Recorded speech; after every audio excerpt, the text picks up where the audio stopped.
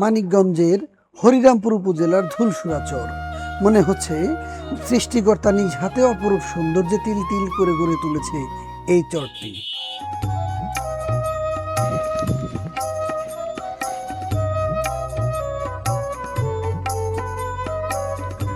বাড়ির ঘরের উঠানের সামনে ভুট্টা এবং সরষা ক্ষেত। মনে হচ্ছে কবির রং তুলিতে আঁকা অপরূপ এক সৌন্দর্যের লীলাভূমি।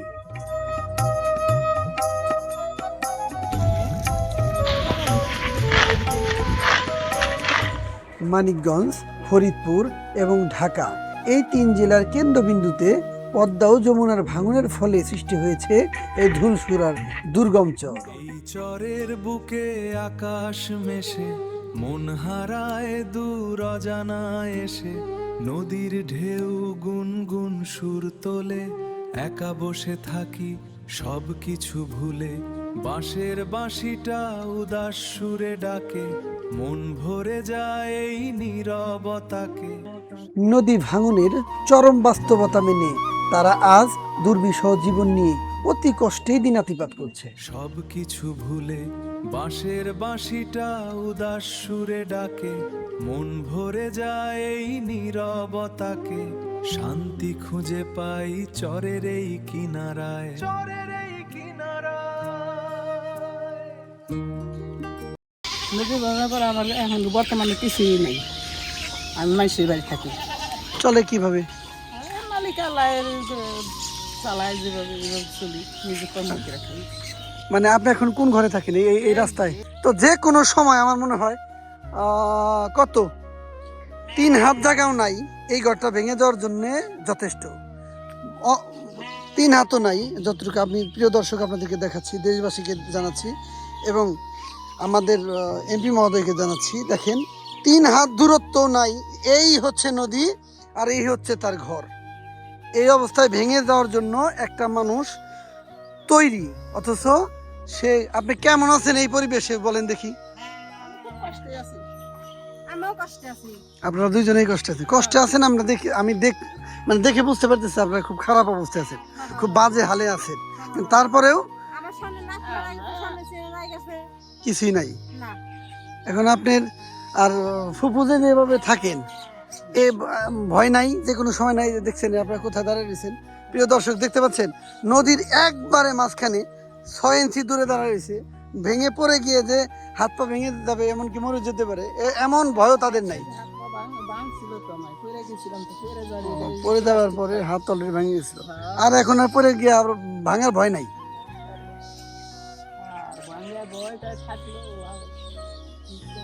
চেয়ারম্যান মেম্বার কোনো সাহায্য সহযোগিতা করে নাই আপনাদেরকে? স্যার আমি এখন রোজা মানুষ, আর কি কমু, সবাই গোসল করেছি। এই একটা এলাকার মধ্যে কোনো একটা অনুদান আমি আমার মতন মহিলা পাই না। আবার বলেন। আবার বললাম যে আমার মতন একটা মহিলা অসহায় আমি, আমার জমি নাই, বাড়ি নাই, ছেলে নাই, একটা মেয়ে দিয়ে দিচ্ছি। আমি 4 আনা পয়সার জিনিস আমি এই সাহায্য আমি পাই না।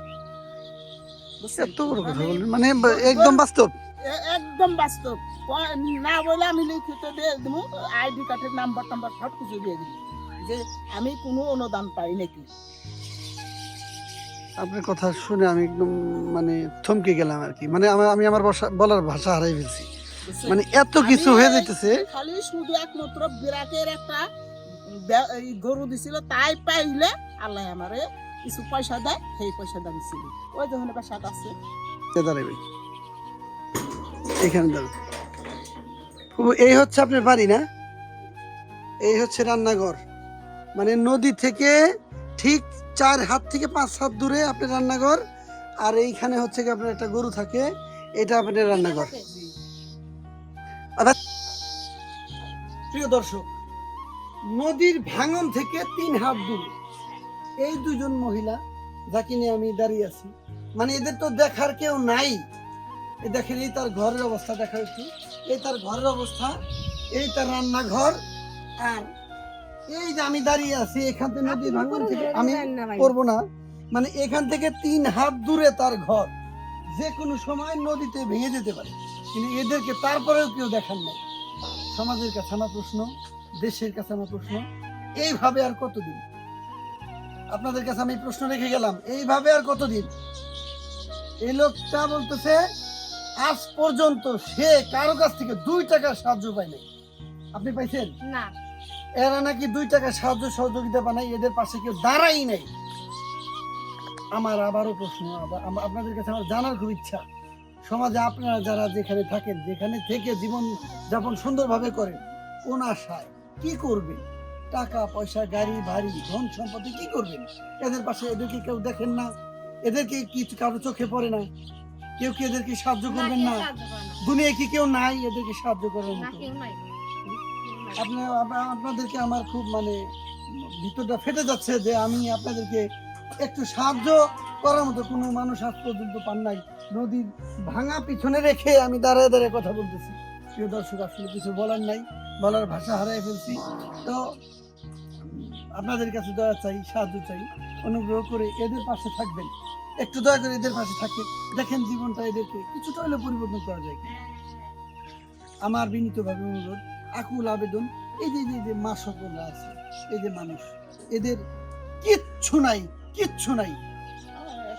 ঠিক আছে, আমি কোনো মিথ্যা কথা বলতেছি না, এটা এআই দিয়ে ভিডিও বানানো না ভাই, এটা বাস্তব জীবন চিত্র আমি আপনাদের সামনে তুলে ধরলাম। ঠিক আছে, বিশ্বাস করেন যে বলে এই মহিলাটা অসহায়তা কারে বিভূতা হয়েছি একটা সন্তান নিয়ে, বুঝছেন? তখন আমার একটা সন্তানের মা আমি। চেয়ারম্যান মেম্বাররা এত সবাই পায়, কিন্তু আমি ওই যে ওই বেসাত পালি দিয়ে আমার কোনো অনুদান আসে না। এই যে মানুষের আপুর কাপুর এটা সেটা কত কিছু আনে বাজান আমার। সত্যি কথা কি, আপনাদেরকে আসলে বলার মতো কোনো কিছু আমার নাই। আমি যে একটা কিছু বলে যে আপনাদেরকে তো ওই আমি অনুরোধ চাই কিছু বুঝাবো, উল্টা পাল্টা বুঝাই লাভ নাই। কিছু বলি, বলেন, এখানে এদিকে যান। আমার ছোট ভাই মার দুই করে, বড় ভাই মার দুই করে, বাবা মার দুই করে, মা মার দুই করে, সব মার দুই করে। কেন মানে মারে কেন? যাই হোক, ব্যাপারটা হচ্ছে এই পর্যন্ত। আপনারা ভালো থাকেন, আমি চেষ্টা করবো আপনাদেরকে একটু সাহায্য করার। শোনারে আমার আপনি আমার পেটের সন্তানের মতো আমার আল্লাহ করবে নত আছে। আল্লাহ আল্লাহ যে 6টা ঋতু দিছে আমারে, এই 6টা ঋতু নিয়ে, এই 6টা ঋতু নিয়ে আল্লাহ আমার চলবে জানি, এইটুকু হলে আমার দুঃখ, তাছাড়া আর কোনো দুঃখ হচ্ছে না। দেখে ভালো কথা বলা যাবে না। প্রিয় দর্শক, প্রিয় দেশবাসী, কথা বলার মতো সিচুয়েশন আমি আর নাই।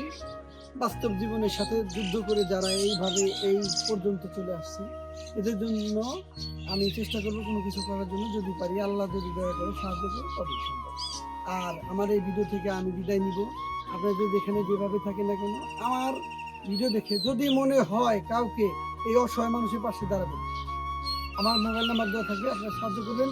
আমি চেষ্টা করবো এদেরকে সরাসরি নতুন করে ভিডিও তৈরি করে আপনার সেই সাহায্য অনুযায়ী এদেরকে যে নতুন একটা ভিডিও দেখানোর জন্য। এবং আমার খুব আশা ছিল যে এই অসহায় দুস্থ মানুষের পাশে থাকবো, এই প্রত্যাশা নিয়ে আমি দেশে দেশে মানুষের দ্বারে দ্বারে ঘুরে বেড়াই। কখনো যদি সম্ভব হয়, আমি আপনাদের জন্য, আপনাদের পাশে থাকার জন্য এবং দেশের অসহায় মানুষ, অসহায় দরিদ্র দুর্গম এলাকার মানুষদের পাশে থাকার জন্য নিজেকে বিলিয়ে দিব, এই প্রত্যাশা রাখি। আর এই প্রত্যাশা রেখে আপনাদের কাছ থেকে আজকে আমি বিদায় নিব। আমার ভিডিওটা আপনাদেরকে বেশি বেশি লাইক, কমেন্ট, শেয়ার এবং আমার পাশে থাকার জন্য সবাইকে অনুরোধ জানাই। এই পর্যন্ত ভালো থাকেন সবাই, আল্লাহ হাফেজ।